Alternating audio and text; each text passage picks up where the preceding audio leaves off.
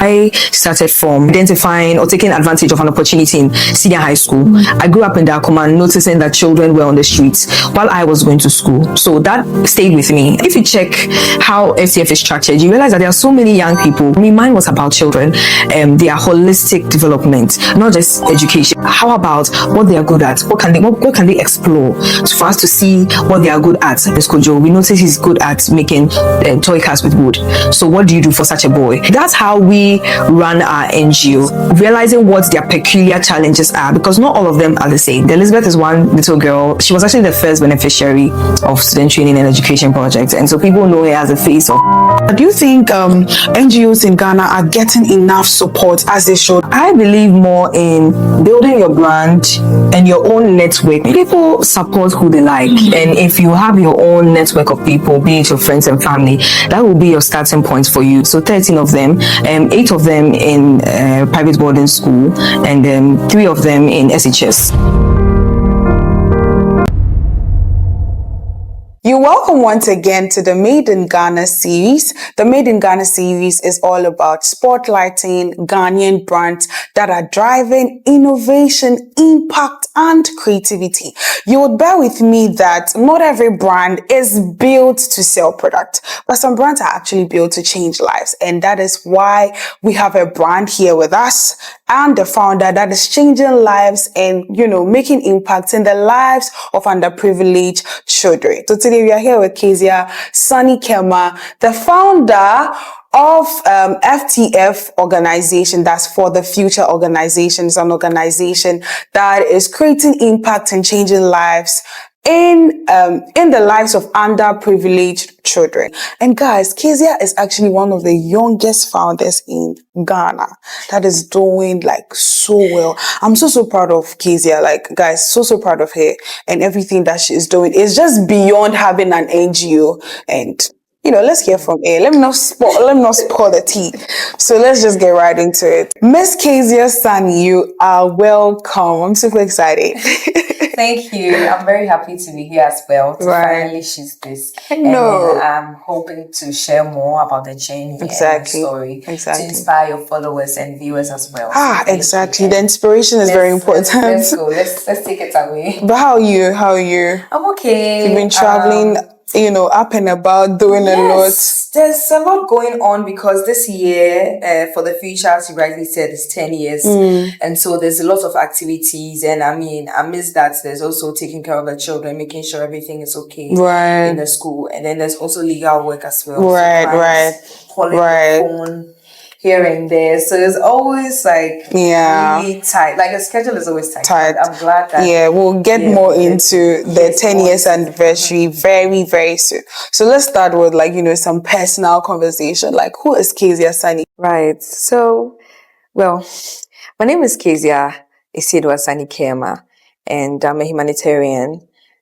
Got my calling from a very young age at 16 to help underprivileged children, to bring them out of poverty and earth their strengths and skills, their talents, and then to help them to become who they are meant to be in the society.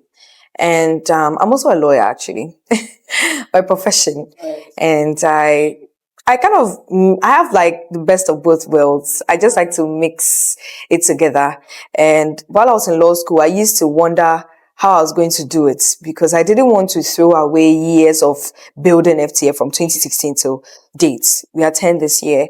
And so I am doing both legal work and then FTF as well. But on the side, I also do other things. I'm a trustee on the Head of State Awards scheme that is also helping young people to build skills out of the classroom. And I'm also part of the Global Shapers community of the World Economic Forum, and then also a fellow for the Women Changemakers in Education. So everything is all about impacts. Everything I do, just think about the impact side of it. People see NGOs as impact driven, but what is the reality of running one in Ghana? Okay, so for me, one thing I keep saying is that I had to learn on the job. No one taught me how to run an NGO. Yes, I didn't get any NGO 101 or anything, but these days, a lot of people come to me to ask me, like, oh, how do I start my journey and all that? But you see, for me, I mentioned earlier that I started from identifying or taking advantage of an opportunity in senior high school and seeing that people were excited about the name for the future. I proposed that we started a charity with it. And not just that, I also took it upon myself to go from class to class and house to house, and anybody that could listen to know about what we're doing, together with my friends, of course, those of my friends in my class at the time. And we got them to donate their own. Those times we used to say chobox food, right? And then that means that we had a lot of provisions to give to children in communities every time we vacated. We used to do this like every vacation from 2016, yes, till we got to university. So for me, I mean, that was my starting point. Just having a group of friends, telling them about my vision, bringing them together, who also in turn told their friends in other schools. So now if you check how FTF is structured, you realize that there are so many young people, because as at the time we're starting, we're all like 16-year-olds, everybody telling their friend about FTF and telling them to come and be part of an outreach and all of that. So for me, I would say that there are many issues surrounding us today in various areas, in healthcare, in education, climate, what have you, girl empowerment. And so if you find the one that really resonates with you, you are able to determine that, oh, this is one that I'm very passionate about, right? And for me, mine was about the children, because I grew up in Dakuma noticing that children were on the streets while I was going to school. So that stayed with me, and I felt like I needed to do something about it, right? And so for me, mine was about children, their holistic development, not just education, even though education is like the main thing, but how about what they are good at? What can they explore for us to see what they are good at? For example, our little boy, Prince Kojo, we noticed he's good at making toy cars with wood. So what do you do for such a boy? He's an engineer in the making. So you had to help him to get the right resources, get in touch with the right resource persons, so that he becomes just that. And then now he becomes an engineer. That means he's creating his own engineering firm or company or whatever, or even going under employment to earn a very good living to support his own family and his community as well. Which means that maybe later Prince will be gathering other children in his community to also train them or even inspire them. Because sometimes you are in the same area with someone, you see that, oh, this person was able to go to this higher heights. Like you are inspired to become like them. Wow. Yeah, so that's how we run our NGO. Exactly. Yes, looking at it from the point of child by child case, realizing what their peculiar challenges are, because not all of them are the same. Prince from a background of a little bit of abuse. As for someone like Comfort, like fully abused, like we had to bring in social welfare, find her foster care, put her in school. Others not really. Some even have both of their parents alive, but both of them are sick, having a sickness that doesn't allow them to work. Like Prince and Princess, their mom is the one supporting them alone, even though their father is also there. But later the father absconded, but the mother is still the only one taking care of 3 sets of twins. Yes, and she's a cleaner at 37. So things like that, we just come in to help and then just try to make sure that we are bringing them out of those situations. So that's our own style of doing the NGO. Right. So if I'm understanding you clearly, in the lives of these children, like the area of their lives, not just conditioned to just one particular thing, yes, but in terms of what is wrong with them, right. What is going on with them. So we actually have a team that is that have roles. Yes, so we have the welfare team, we have the finance team, we have the education team, we even have a procurement team, yes, a publicity team, so on and so forth. So our team is built so that we can, take care of all the aspects of what we are trying to do as an organization to make sure that all the children are taken care of and also the organization is fully running as well. How do you find these kids? Yes, so what we started in the beginning, because we were going into the communities, we were really encountering a lot of children. And then when we decided to start student training and education project, which is the initiative that is supporting these children through school, we had a lot of people who saw what we were doing, because we were really doing a lot of storytelling. So if today you see me talk about a child, next time you see another child in a certain place. You will come and tell me that, oh, I saw this child here, like I know you are into this, so like can you go and so usually they'll come and recommend, we go and make an assessment of it, just see how the situation is, and then we come back to find a sponsor. In fact, the children, we try to get individuals to sponsor them through school. It's now that we are trying to get some brands to come on board and then get some corporate sponsorship to make sure that they stay in school. That is the reason why we are doing what we are doing. And mind you, the children are actually 13 in all.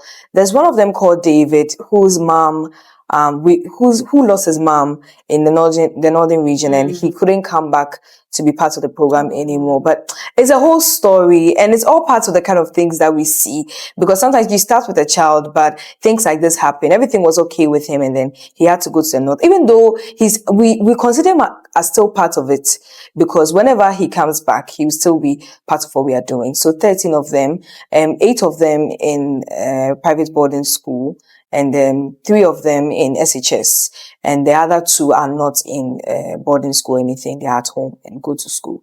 So just last week, I actually went for career day at Elizabeth's school, and Elizabeth is one little girl. She was actually the first beneficiary of student training and education project. And so people know her as the face of STEP, and maybe even the face of FTF, because everyone knows, oh, how is Lizzie, this and that. And she was abandoned by her parents, who took her to school. It's been almost 5 years of helping Elizabeth. Now she's very vocal, is very, you can see that she's bold, she's doing well in school and all of that. And I was invited to speak to the children in the hair school about the legal profession. And when I went, it was really beautiful. Like, I got a lot of people commenting on that post saying that, oh my God, is that Lizzie? Like in her wig and gown, while I was also in my wig and gown. And it was so beautiful. So I see the impact every single day when they call me on phone, just to tell me, oh, we are going back to school. Those in boarding school, we are going back to school. Their mothers call to say they need this or that. We're able to provide for them to go to school. For me, that is truly what we stand or live for. So that one, for me, I think we see it all the time. So, Kezia, do you think NGOs in Ghana are getting enough support? I believe more in building your brand and your own network, which also translates to getting help for what you're doing. People support who they like. And if you have your own network of people, be it your friends and family, that will be your starting point for you. And let me give a very typical example. When we're going to do this walk, part of the 10th anniversary activities for the future, it was literally us sending all our contact messages to say, hey, we are going to walk for change. We're going to walk for a child's future. We're going to walk for a child's education. And these are the kind of people that came to support us. But when it comes to corporate support, sometimes it's a little bit tough if you don't really know someone, because you may drop off a letter and you may never get any response. Yes. So one thing I have taken upon myself to really urge corporates to do now is to support social impact entrepreneurs, because really we are the ones on the ground making an impact and making change. So it will be best when they partner with us, because we need a lot of support to continue the work that we are doing. And for someone like me running an NGO like 247, it's not an NGO that I'll say, okay, maybe Christmas they will do something, Easter they will do something. Like, these children are in school, they are going to school, then we'll need provisions, we need a new school bag, we need school uniforms, all of those. If you had corporates giving you these kind of things every now and then, it means that your work will be going far, and not just for your own benefits or even for the benefits of your organization, but you're literally helping communities, which is what I believe that many corporates also want to achieve with their CSR. So I would say that as for whether or not the support is there, it could be really relative and depending on where you are. Because for me, I may have a few supports based on the network that I have built over the years. Someone may have so much more because of where they find themselves, the kind of people they know, what network they've also built. So I would also encourage you that if you are in social entrepreneurship, you really want to go the extra mile of creating like connections, networks, because they are the same people who will help you or support what you're doing, so that you can get more or go further in what you're doing. So you really need to make sure that you're attending events, making sure that you're talking to more people. And also one very important thing is sharing your work. It really works like magic. Entrance for the support that you're giving us, because it means that you are not just seeing yourself as a non-profit that doesn't, that doesn't need to Because the story alone will bring in the resources. Yes, and your branding needs to be solid, even as a non-profit, because that's what people see online. And these days, everybody's online. So you can be in Ghana here, and someone in the US or Europe is seeing your work that you're doing, and then we would like to support you. And so that's why you need to take your social media very seriously. And that has also really helped FTF. And personally, just telling the stories of these children, sharing the journey, and letting other people see it, and also resonate with it, and also feel part of it. That's how to build community to do your work. Some people believe NGOs don't create real change. What would you say about that? I don't believe that NGOs don't create real change. And then again, in everything that we do, there are people doing it very well. Right. There are also people taking advantage of it and doing their own thing. So we find it in every field of work. But it doesn't necessarily mean that they're not doing anything. Because when you take the various aspects of the problems that we face as a society, when it comes to education and childcare, climate action, girl empowerment, and what have you, what have you, I'm seeing so many young people stepping up to make a change in those areas. And we are seeing very impressive work that is being done. And putting FTF aside, I know so many other colleagues that I can mention, Akaya Foundation, Matthias of Apple Fresh, my friend. Do you know we've had 2 people mentioning Matthias on this project? Right. He's doing amazing. Yes, Matthias is awesome. My friend Paul of Libraries Without Walls, and my friend Akosia of Tech Connected. Right. So for me, I believe that in various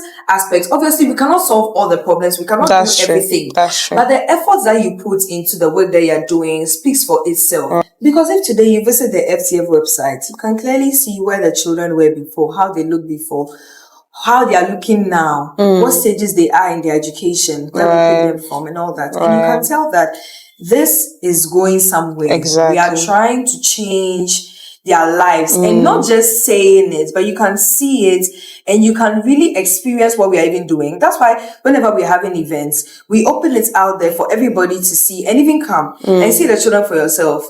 Just talk to them for yourself. And some of them were even at the walk. They got to share their own story. People got to speak to them and all that. So for me, I wouldn't say that there is no change. There are certain people doing their own thing. We are not talking about them, but we are talking about people making real impact in various fields. There are also certain children that perhaps if we didn't step in, the worst would have happened. Someone like Comfort, who had literally been left on the streets, sleeping outside with no help, coming in meant giving Comfort foster care, meant putting Comfort in a private boarding school, where now, even when they vacate, they don't want to go back to their slums, because they are feeling they feel belong, they feel safe, they are eating well. These children are in the slums and eating banku every day. Yes, because they cannot even eat well. You cannot have, a 3 square meal. Wow. So for me, I would say that many young people are stepping up and doing amazing in the impact space. And I will always say that they should get the needed support, because imagine what more they can do if they got the support that would be able to push their work even further. And which is why as FTF, now that we are 10, we've been trying to empower more social entrepreneurs through our Impact Summit going to happen in May, Impact Dialogues with the Swiss Ambassador, just trying to give them the spotlight to really share their work and connect amongst ourselves. Because one thing is that Changemakers know other Changemakers, but some don't really connect much. And one thing I also say is that this is a space of collaboration and not competition. So if we are all in the same space, we can talk about our peculiar challenges and also tap into the same kind of support so that we are able to bring our work further. So that is what we are trying to do as FTF. Interesting. I hear that you are 10 years, like FTF is 10 years. Tell us more about, the outline of the celebration. So for us, 10 years means a lot to us. It means many things. The first part is that we've done a lot in 10 years that is building a legacy for 10 years. But we also see it as the beginning, 10 years down and starting again, in the sense that it's time to, take it to another level. And so for us, we are seeing this period as telling the stories of what we've done so far, getting more people to see what we are doing and even know about us, getting more support on board, and then building a plan for the next 10 years and beyond. What does it mean to you to build impact and, create like change right here in Ghana? Okay, so as a Ghanaian, there are many challenges that we face. And so you need to first start from identifying the challenge that you want to solve and then also getting support from your own friends and family.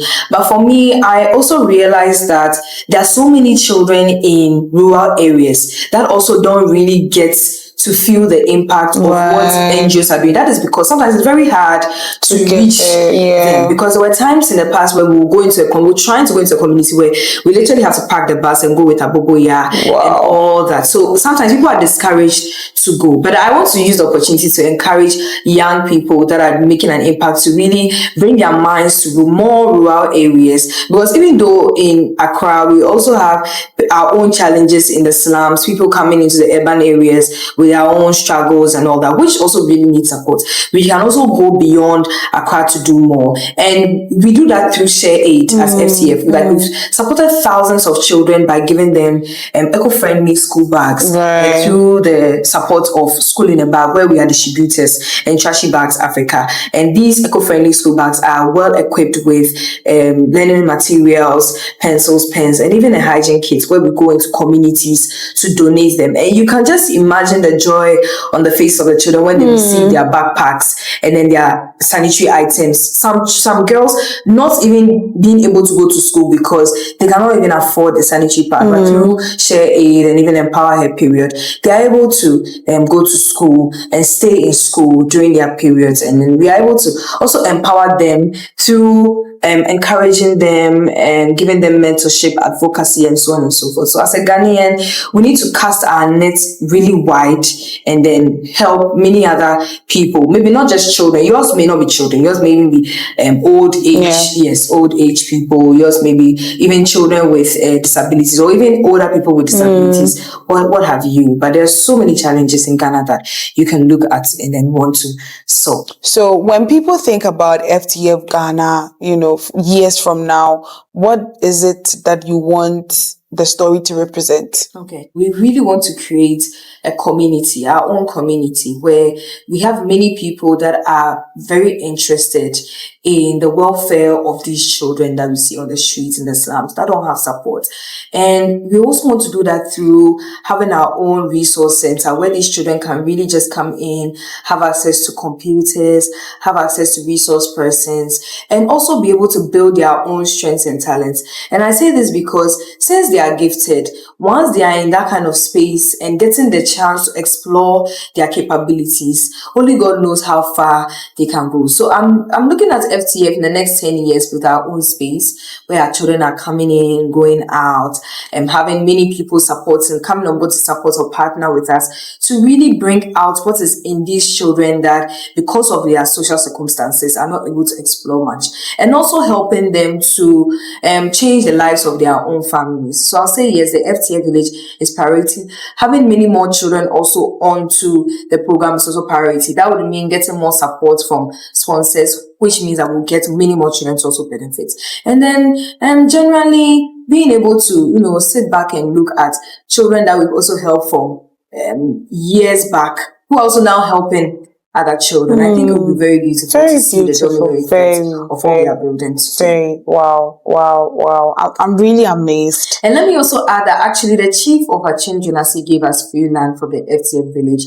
So maybe hopefully very soon we'll be seeing some things coming up as we get support from people to come. Wow. That's a very big milestone. It is a very big milestone. Partners to start putting something together. This is amazing, Kezia. This is really amazing. So far, what's in terms of numbers, what's the reach when it comes to the number of children you've supported so far, and how many do you have in your care right now? Actually, endless, because we cannot even put an amount to the number of children we've supported, because you can imagine from 10 years ago, we've been to Central, we've been to Bono, we've been to Savannah, we've been to Eastern, Western, what have you. But I think when we try to really look at our impact numbers, we are around 8,000, 9,000, even though I still think it may even be more than that. So there are 13 in number that we are supporting to school. Some in the private boarding school, some in SHS, and then others still under the care of their single parents who go to school. Wow. So Mrs. Kerma, how has FTF, shaped your personal life? So building this NGO from 2016 to around 2020, I didn't really realize the potential that it could bring to not just myself, but even to the organization that I was building. So I think it was not until 2023 that then again, my friend Matthias told me about certain opportunities that FTF could get so that we can, amplify our work and so on and so forth. And so that's how I got to know about the Global Student Prize. And it's a global competition of students that are making an impact in their communities, where the check.org will amplify their work and then also support them. And I was part of the top 10 finalists, which really helped me because they wrote about my work on like a global stage and all of that. And then there was also the .org Impact Awards.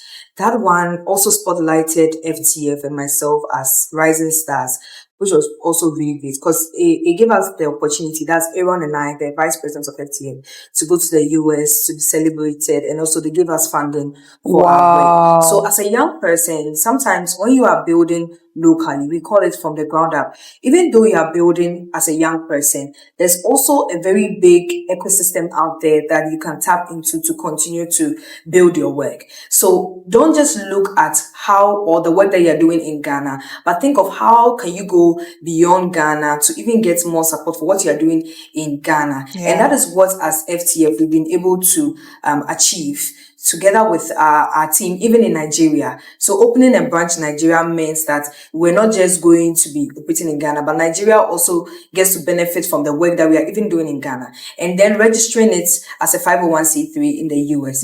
So I want to inspire a lot of young people, or encourage them, I think that's the word, encourage young people to really cast their nets wide and not belittle what they are doing as it's just an NGO. Right. You have to think of it as a business. And even though it's not paying you, it will really go a long way to create more impact when you are looking out there and getting more support or getting spotlights for your work, even in Ghana. So FTF, I would say, has led me to build myself as a leader. And like I told you, 16 years old, learning on the job. No one taught me how to be a leader. No one taught me how to put things together. But I made my mistakes and learned from the mistakes. And so today, at 10 years, I can boldly say that I've really, refined myself into a leader that is even also helping other people in my organization to also get their own path. Because now there's 2 people in the organization also having their own initiatives that they are running, just from seeing how FTF started. So for me, I believe has made such an impact on my own life and the lives of my team members and everyone else as well. Thank you so much. So Mrs. Kerma, in a world where, a lot of individuals are, creating businesses that are yielding product, technology, innovation, you are actually focusing on impacts, which is services, like servant leadership. I'm really happy with this type of niche. Like a lot of people wouldn't want to go on and on and on, doing social impact as their main focus in life. And I love the fact that you also said that it was your calling, like you could hear, you could discern it. Children of God, what are you doing with your lives?